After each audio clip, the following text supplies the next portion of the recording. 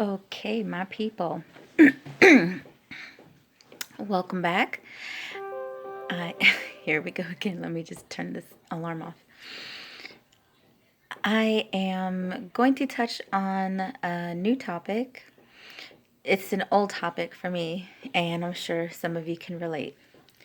So, for those of you who are new, I am 100 Fires, and this is basically a window for you into my life, my past, my present, and anything that I share, which hopefully helps you somehow in any way of your life. Sorry, guys, I'm mostly here to try to help out my girls because we could use all the help we can get. So, this topic is going to be very touching, very personal about my a longtime crush, first through 12th grade. No joke. That's right. You heard me. First through 12th grade. And I'll start from first grade. It was understood. Okay, so backstory. My siblings and I are we're pretty educated. We know school comes very easily to us, most stuff.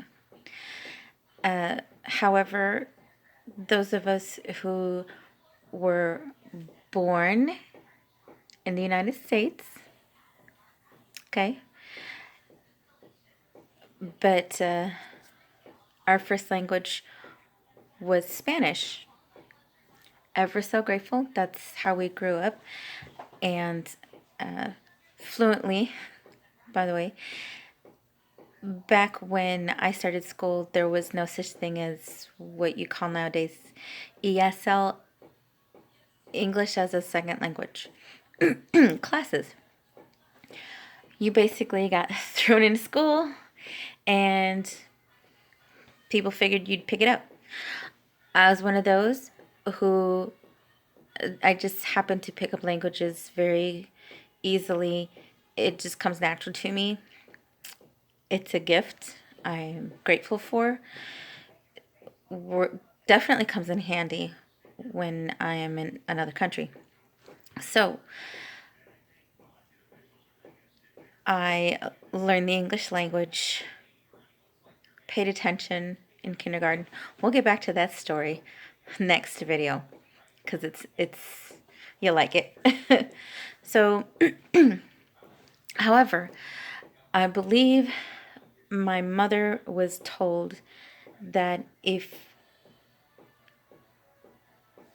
it could possibly help her children, not this one, to pick up the English language if she also enrolled us in summer school between every grade, which she thought was a fabulous idea because my mother is all about education.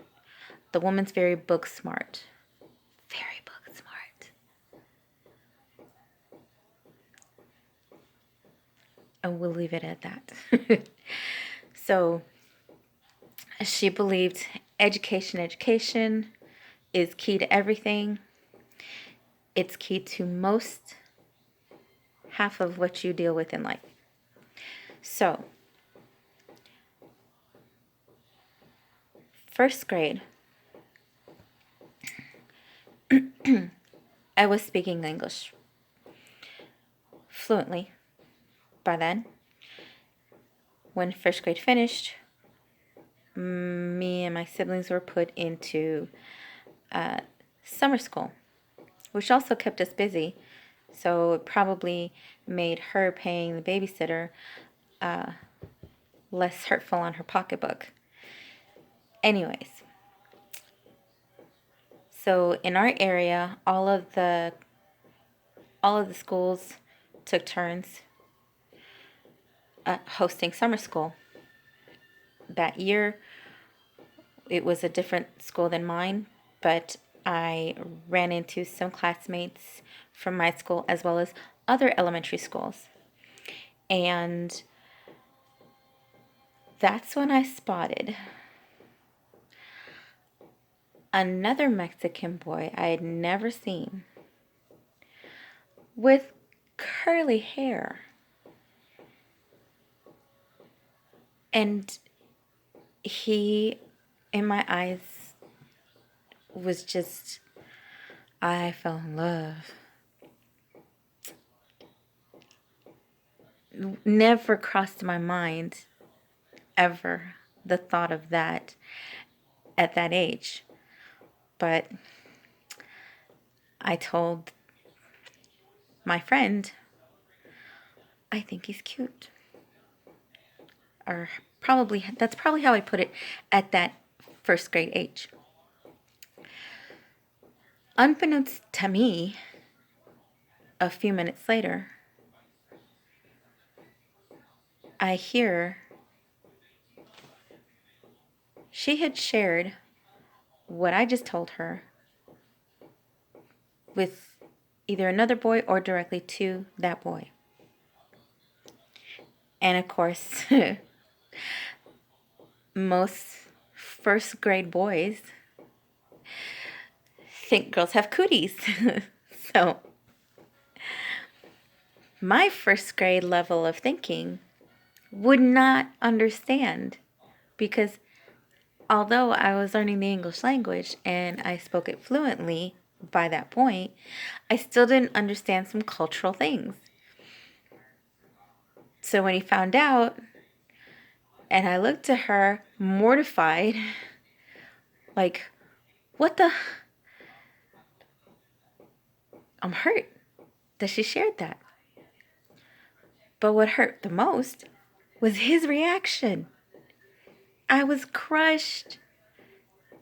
He looked at the boy and then looked at her and at me, and I must have been red in the face because he instantly goes, ew.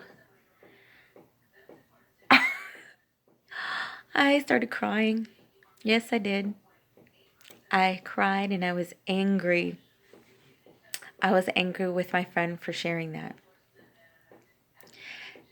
Fast forward, 5th grade. Still had that boy on my mind.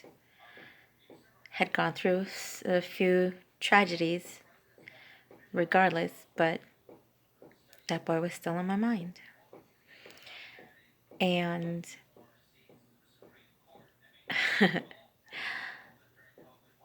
I don't understand why I did this, but on the bottom part of my tennis shoe, I guess when you put your foot on your knee, it's kind of at this level, and I wrote his first and last name. Yes, I still, by the 5th grade, recalled him. And then I took the other shoe because my shoes have to match. You know, I need balance. And I wrote his name on that shoe, on both the insides of my shoes, at the bottom, the rubber sole. And didn't think twice about it. It was just me for my personal reference.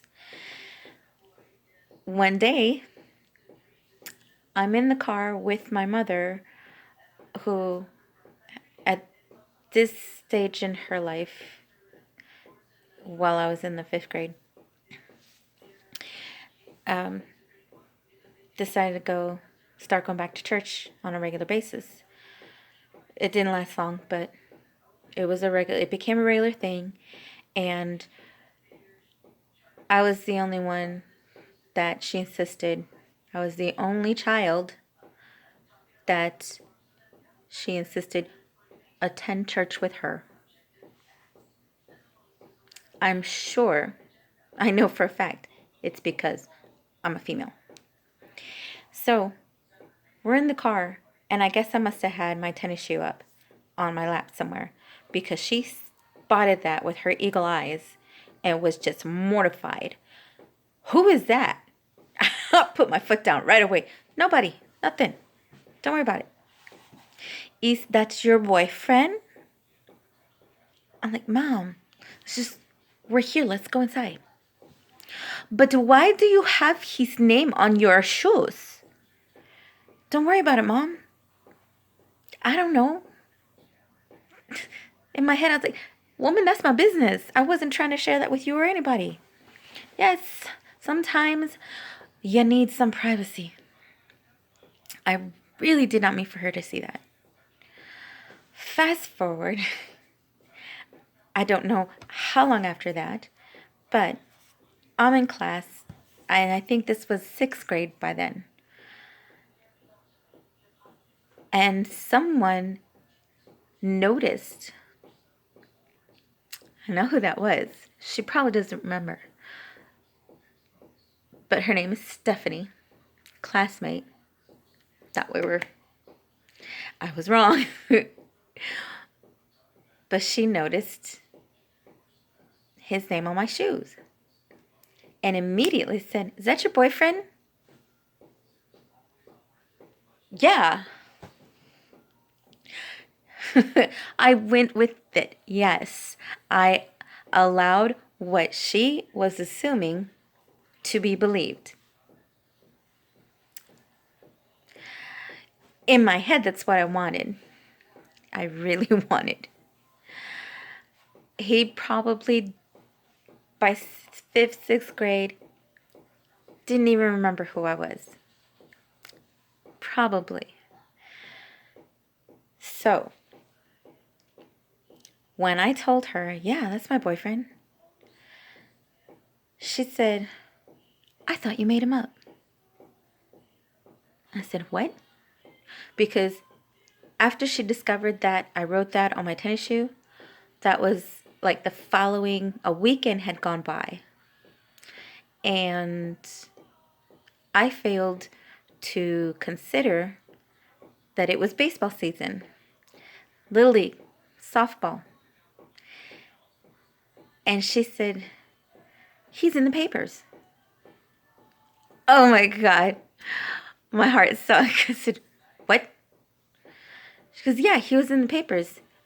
Evidently, he's a really good baseball player. Little League." Who'da thunk? So now, here I am with this lie. Flat out lie. Because I thought of no one else. I had put him on a pedestal, and no one else measured up to that pedestal. But I also learned I can focus on school, on my studies, on homework, on my mind being where it needs to be. Because my crush was not there. Lesson learned. For the future. I didn't know this would work, but for the future. So, somehow, these people felt the need to call me out on the bluff. They had seen him at another game, and they confronted him, and he said, "Who? I don't know who that is." It's just true. I was busted. Folks, I was busted the next day. Everybody. What else could I say? But yeah, we broke up. Of course he's going to say that. Of course. I don't want to talk about him. Please, you know what? Don't bring him up to me anymore. I don't want to hear his name.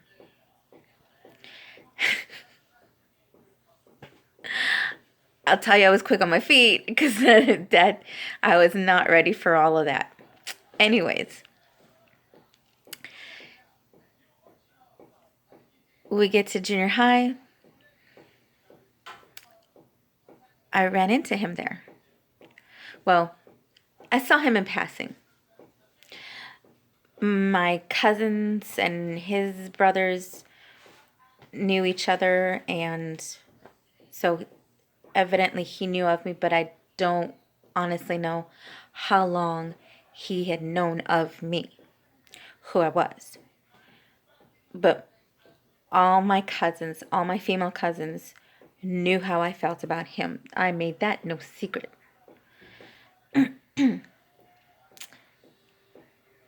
And I never once attempted to communicate with him during junior high. Then we move on to 2 years later, freshman year in high school. The caca hit the fan in my house. And basically, I was told by my mother, tomorrow when you go to a school, you are going to turn in all of your books and tell all of your teachers you're not coming back. I was like, wench, this ain't my job.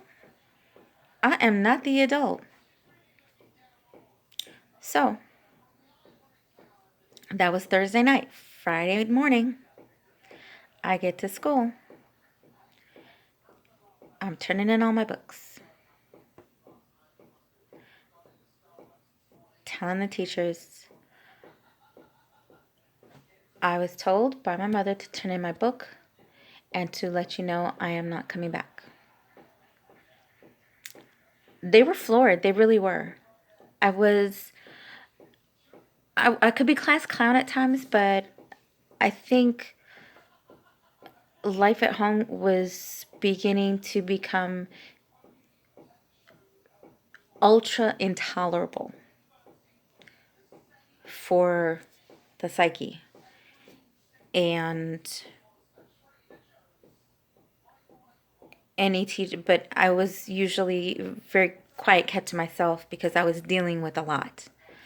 So every teacher was confused, sideswiped, shocked, you name it. They did not see this coming. I didn't see it coming.